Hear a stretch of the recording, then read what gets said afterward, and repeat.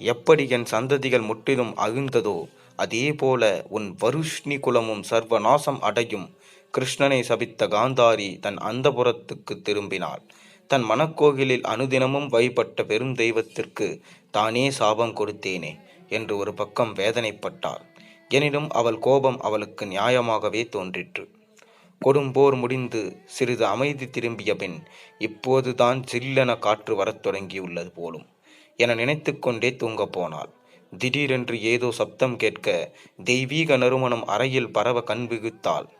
கிருஷ்ணன் கையில் குயல் துளசி மாலையுடன் முகத்தில் எப்போதும் இருக்கும் மந்தகாச புன்னகையோடு அருகில் நின்றிருந்தான். ஒரு நொடியில் கௌரவர் நூற்றுவர் முகங்களும் அவர் மனக்கணக்கு மின்னலென வந்து போகின. கோபம் மீண்டும் கொப்பளிக்க, எங்கே வந்தாய்? இன்னும் யார் உயிர் வேண்டும் உனக்கு? இவ்வளவு பேரழிவு தேவையா கிருஷ்ணா? நீ இதை தடுத்திருக்கலாமே, உன்னால் முடியாதா என்ன? காந்தாரி, நீ என் பரம பக்தை, அதோடு சிறந்த பத்திரவதத்தையும் கூட. அதனால் உனக்கு பதில் சொல்ல நான் விரும்புகிறேன், கேள். பாசம் என்னும் கருமேகம் உன்னை மட்டுமல்ல உன் கணவனின் கண்களையும் மறைத்தது. அந்த மாயத்திரை இன்னும் விலகவில்லை. முதலில் என் கேள்விகளுக்கு பதில் சொல். ஏன் நீ உன் கணவனை சபிக்கவில்லை? அவர் நிறைத்திருந்தால் இந்த போரே நிகழ்ந்திருந்தாது. பாண்டவர்களின் நியாயமாக கேட்ட ஆட்சியை ஏன் அவர் கொடுக்க விரும்பவில்லை? ஆரம்பத்திலிருந்து துரியோதனனை பாபியாக வளர்த்து விட்டதே அவரது கண்மூடித்தனமான பிள்ளை பாசம்தான் அல்லவா? நீ பத்ரவதை என்பது உன் கணவனுக்கு ராஜமாதாவாக இந்த நாட்டு மக்களின் நலனை நீ ஒரு கணம் எண்ணி பார்த்திருப்பாயா? பிறகு பீஷ்ம கிருப துரியோதனர்களை ஏன் நீ சபிக்கவில்லை? தன் சகோதரர்களின் தர்ம பத்தினியையே பல்லாயிரம் பேர் முன்னிலையில் துரியோதனனும் துச்சாதனனும் மானபங்கப்படுத்திய பின்பு மௌனம் சாத்தினாரே. மேலும் விபீஷணன் போல விதுரன் மட்டுமல்லவா மனசாட்சிக்கு பயந்தான்? மற்றோர் எல்லாரும் செஞ்சோற்றுக்கணன் என்று பார்வையில் துரியோதனுக்காக போர் புரிந்தனரே. பெரியவர்களை சபிக்க முடியாது என்ற எண்ணமோ? உன் மகன் தன் சகோதரர்களே அடிமையாக்கி அவமானப்படுத்தி அவர்கள் மனைவியே மடியில் வந்து அமர்வாய் என விழித்து மாபாதகம் செய்தானே.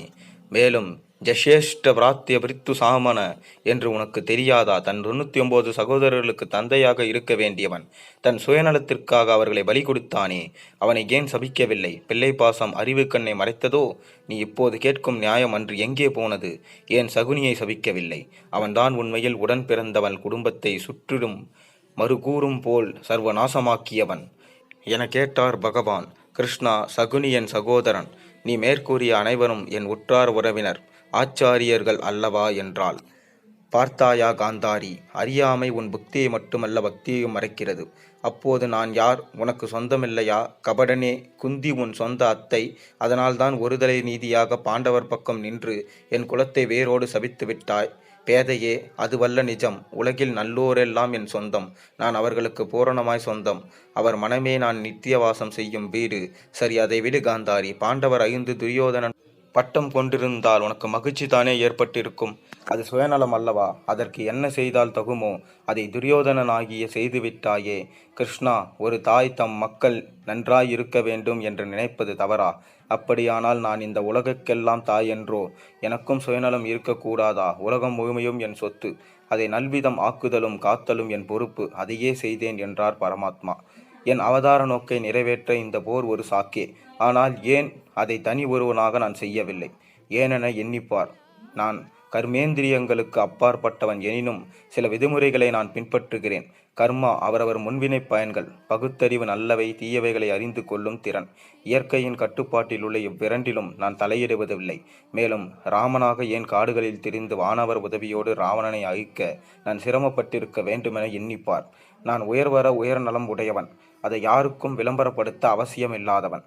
ஆனால் என் பக்தர்களுக்கு ஏற்றம் அளித்தல் என் கடமை. பேரில்லாவிட்டால் அபிமன்யு எனும் வீரன் சரித்திரத்தில் எவ்வாறு இடம் பெற்றிருப்பான்? கர்ணனின் கொடைத்திறனும் செஞ்சோற்றுக்கடன் தீர்த்த தீரமும் எப்படி விளங்கியிருக்கும்? பீஷ்மனின் வைராக்கியம் எப்படி மற்றவர்களுக்கு ஒரு உதாரணமாக அமைந்திருக்கும்? மறுபுறம் அஸ்வத்தாமன், ஜெயத்ரதன், அவ்வளவு ஏன் உன் சகோதரன் போன்ற கீழ் மக்களிடம் இருந்து பிறருக்கு பாடம் புகட்ட வேண்டியது என் கடமை அல்லவா?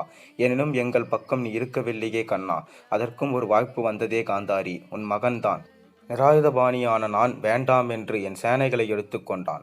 மேலும் விதுரனின் வடிவில் அவள் திருவாக்கில் நான் உங்கள் கூடவே இருந்தேனே, நல்லோர் உருவிலும் என்றும் நான் இருப்பேன். என்னை அறிய நீங்கள் முயலவில்லை. உன் கனவில் இன்று நான் வரவேண்டிய அவசியமில்லை. ஆனால் ஒரு கணம் நினைப்பவர்களுக்கே ஓடி வருபவன் நான். நீ என் பக்தை. கிருஷ்ணா, உன்னையே சபித்த என்மேல் இவ்வளவு உனக்கு அன்பும் கருணையும் உள்ளனவா? காந்தாரி, உன் சாபத்தை நான் ஏற்றுக்கொண்டு உன்னை பெரும் பாவலிகிறேன்.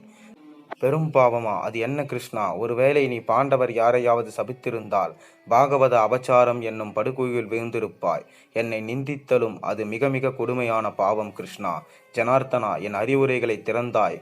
போதும் இந்த வாழ்வு. இனி நான் என் கணவருடன் அனைத்தையும் துறந்து கானகம் நோக்கி செல்வேன்.